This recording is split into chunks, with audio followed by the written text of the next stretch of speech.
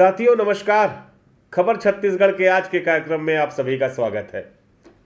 छत्तीसगढ़ के मुख्यमंत्री भूपेश बघेल विगत 4 मई से प्रदेश के दौरे पर निकले हैं। वह अपने इस दौरे में प्रदेश की लगभग 90 विधानसभा क्षेत्र जो है प्रदेश के, उन सभी में जाएंगे और हर विधानसभा क्षेत्र के कम से कम 3 गांवों का इस दौरान वह दौरा कर रहे हैं। भेंट मुलाकात का यह कार्यक्रम देश प्रदेश के मीडिया में के जगत में और सियासी जगत में बेहद सुर्खियों में है। जिस तरह के एक्शन लिए जा रहे हैं, जिस तरह की चीज़ें हो रही हैं, उसकी चर्चा बहुजोर है।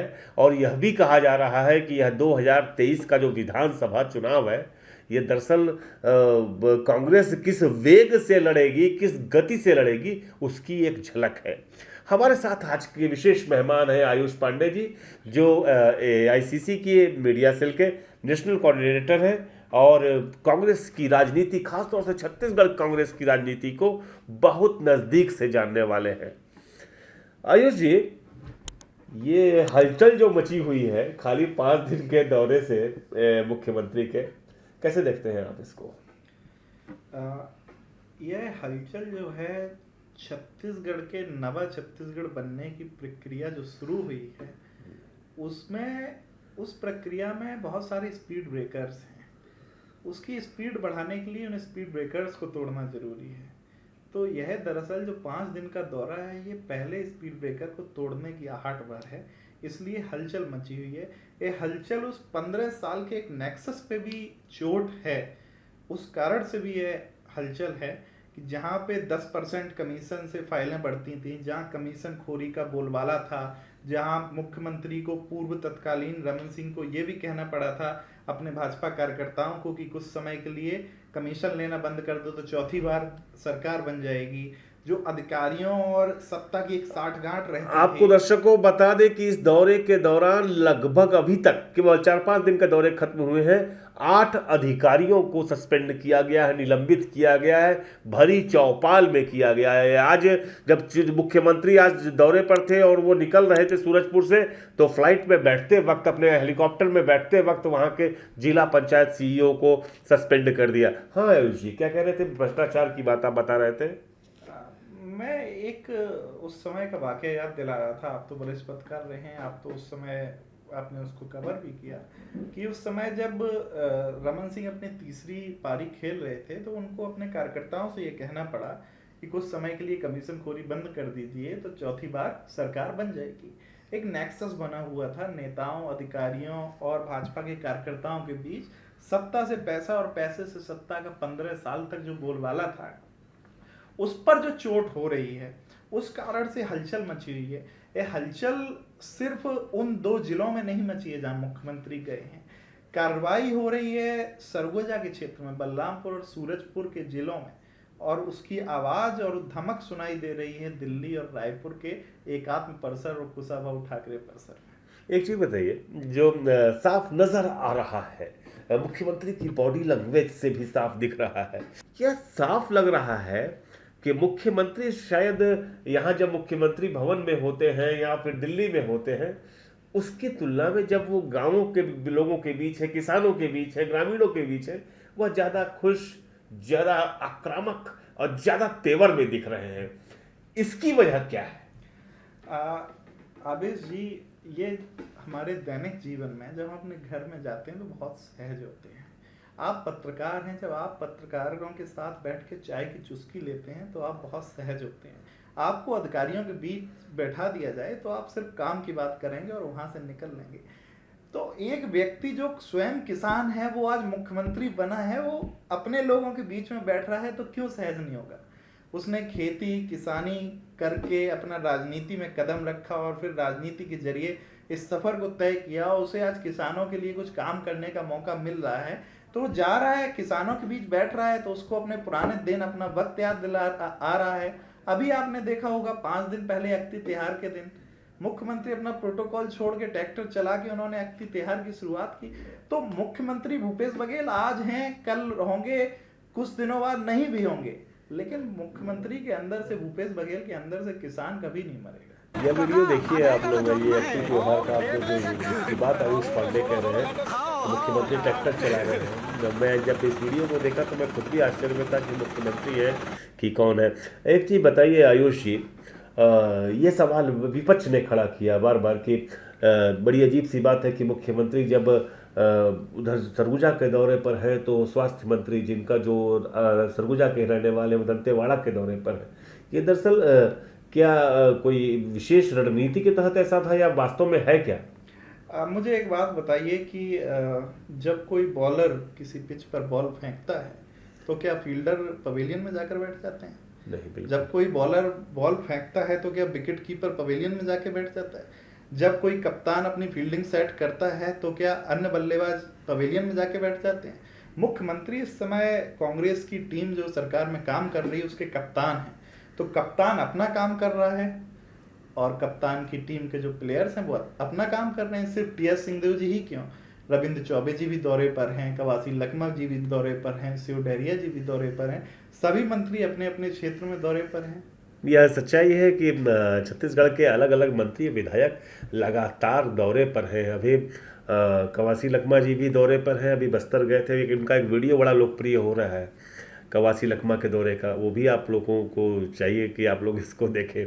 लेकिन एक चीज़ बताइए आयुष जी, मुख्यमंत्री के इस दौरे के दौरान मैंने जनता का जो उत्साह देखा, जिस तरह की तालियां बज रही हैं, जिस तरह का शोर उनकी चौपाल में सुनाई दे रहा है, जिस तरह का मुझे याद है, मुझे वो वीडियो मैं देख रहा हूँ जिसमें कि डीएफओ को उन्होंने सस्पेंशन का ऑर्डर दिया और भीड़ जिस तरह से उसका वह कर रही है, कहीं ना कहीं से ऐसा लगता है कि दरअसल पब्लिक जो है ये क्या पहले नहीं हो जाना चाहिए था, ये जो कार्रवाइयाँ हो रही हैं लगातार?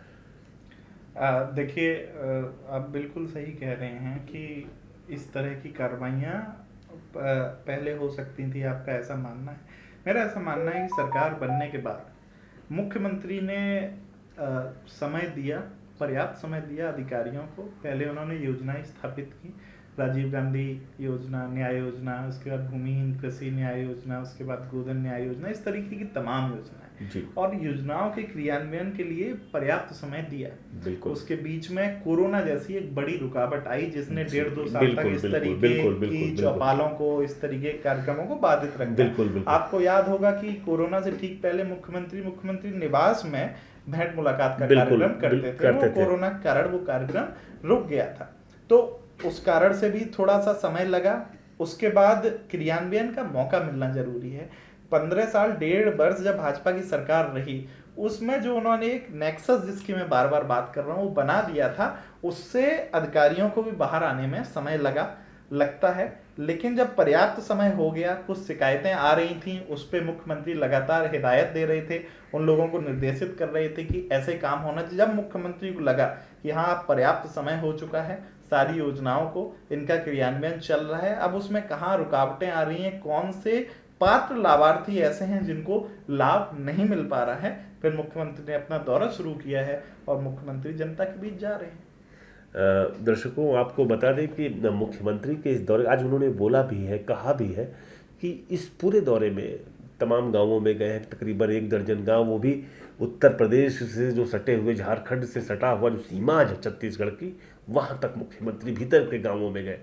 लेकिन राजीव गांधी किसान न्याय योजना, गोधन न्याय योजना, जो कि इनकी फ्लैगशिप योजनाएं हैं, उसको लेकर के कहीं किसी ने शिकायत नहीं की कि किसी प्रकार का भ्रष्टाचार हुआ या पैसे के लेन देन में। ये एक अच्छी बात है, ये एक अच्छी शुरुआत भी कही जा सकती है इसकी।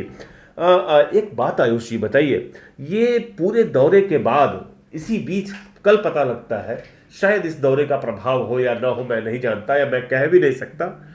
अब यह स्पष्ट हो गया है कि 2023 में भूपेश वर्सेस मोदी होने जा रहा है छत्तीसगढ़ में, क्योंकि भारतीय जनता पार्टी ने रमन सिंह को फिलहाल पीछे खींच लिया है किसी किस्म की उम्मीदवारी से, और साफ घोषित कर दिया गया है कि हमारा चेहरा नरेंद्र मोदी होंगे। इसको आप कैसे देख रहे हैं? नहीं, मैं नहीं मानता कि एक व्यक्ति जो इतने लंबे समय तक गुजरात का मुख्यमंत्री रहा हो, फिर 2 बार प्रधानमंत्री बना हो, फिर उसके बाद फिर वो तीसरी बार छत्तीसगढ़ में आके मुख्यमंत्री बनेगा। मैं ऐसा नहीं मानता। नहीं, तो वो जो कह रहे हैं कि हमारा चेहरा नहीं, तो भाजपा को स्पष्ट करना चाहिए, क्या नरेंद्र मोदी छत्तीसगढ़ में मुख्यमंत्री पद के उम्मीदवार होंगे? क्या वह प्रधानमंत्री पद से इस्तीफा देने वाले हैं?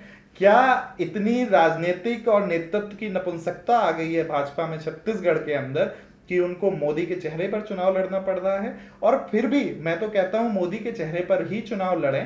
पहले भी इन्होंने कोशिश की थी मोदी के चेहरे पर चुनाव लड़ने की, अंत समय में आपको पता होगा कि मोदी का चेहरा गायब कर दिया गया था। जब ये छत्तीसगढ़ की जनता है, इसको पता है कि कौन उनका नेतृत्व करने वाला है, कौन उनके बीच का व्यक्ति है, और वैसे भी नरेंद्र मोदी के चेहरे पर अगर भाजपा चुनाव लड़ेगी तो मेरा ऐसा मानना है कि दाही का अंक तो वो कभी भी नहीं छू पाएगी, क्योंकि जिस हिसाब से लगातार देश में रुपए की कीमत गिर रही है, महंगाई चरम सीमा पर है, और जिस तरीके से प्रदेश में इस समय जो सांप्रदायिक माहौल बना है, एक उन्माद का माहौल बना है, उस पर जो प्रधानमंत्री की चुप्पी है, उसका जवाब छत्तीसगढ़ की जनता जरूर देगी, क्योंकि छत्तीसगढ़ की जनता बहुत शांतप्रिय जनता है। आपने खैरागढ़ के भाजपा के प्रयोग से देख लिया होगा। आप लोग दर्शकों को बता दें कि खैरागढ़ विधानसभा चुनाव अभी उपचुनाव हुआ है, जिसमें 20,000 के वोट, तकरीबन 20,000 से ज़्यादा वोटों से कांग्रेस पार्टी ने भाजपा के प्रत्याशी को पराजित किया है। ये जो पूरा दौरा है, अगर आपसे सीधे सवाल पूछूं मैं कि इसका इम्पैक्ट 2023 के चुनाव पे क्या पड़ेगा और कांग्रेस ने कितनी बढ़त हासिल की, क्योंकि एक बात तो साफ है, साफ दिख रही है कि इस दौरे से कांग्रेस की पोजीशन जो है, पोजीशनिंग जो है वो बेहतर हुई है। कितनी पोजीशनिंग बेहतर हुई है? देखिए अवेश जी की आज के पहले ऐसा नहीं है कि इस तरह के मुख्यमंत्री और जनता के बीच जो मिलने मिलाने का कार्यक्रम ये पहली बार किसी प्रदेश में हो रहा है। दिल्ली में भी हुआ, अन्य प्रदेशों में हुआ, छत्तीसगढ़ में भी होता था, पहले कोशिशें होती थी, लेकिन इस कार्यक्रम में और उन कार्यक्रमों में ये अंतर है कि ये कार्यक्रम पूरी तरह से अनस्क्रिप्टेड है। मुख्यमंत्री सुबह उठते हैं, पत्रकार समीक्षा बैठक करते हैं, अधिकारियों के साथ, पत्रकारों के साथ चर्चा करते हैं और निकल पड़ते हैं किसी गांव में, और किसी गांव के नीचे जहाँ चौपाल लगी होती है वहाँ वो आगे वालों से सवाल नहीं पूछते, वहाँ वो माइक पहुँचा देते हैं पीछे वाले व्यक्ति के पास, और सवाल, कोई भी सवाल, ओपन माइक डिस्कशन वो होता है।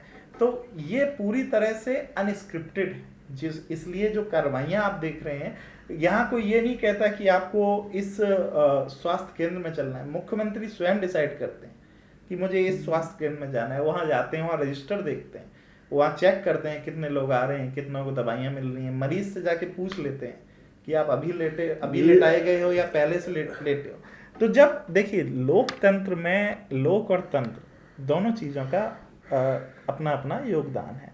जब तंत्र लोक के पास इस तरीके से जाता है जिसमें उनके बीच में कोई दूरी नहीं रहती है, तब लोक का तंत्र पर विश्वास बनता है।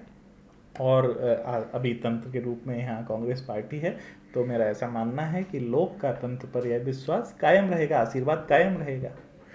आपको बताएं दर्शकों की आज पहली बार मैंने आयुष जी सीएम साहब को थोड़ा सा नाराज देखा। एक जब जो जन चौपाल में वो थे, भेंट मुलाकात का कार्यक्रम कर रहे थे, एक महिला ने अपनी समस्या को लेकर के कहा कि हमारी सुनवाई नहीं होती और हमको एसपी भगा दे रहे हैं, तो सीएम साहब थोड़ा नाराज़ हुए, लेकिन बाद में यह पता चला कि उस महिला की शिकायत पहले से ही दर्ज है और उस पर कार्रवाई की जा रही है। भारतीय जनता पार्टी लगातार जो ये पूरा कार्यक्रम है मुख्यमंत्री का, उसको कहीं ना कहीं से उसको प्रभावित करने की कोशिश कर रही है। यह बात कांग्रेस पार्टी के लोग लगातार कह रहे हैं।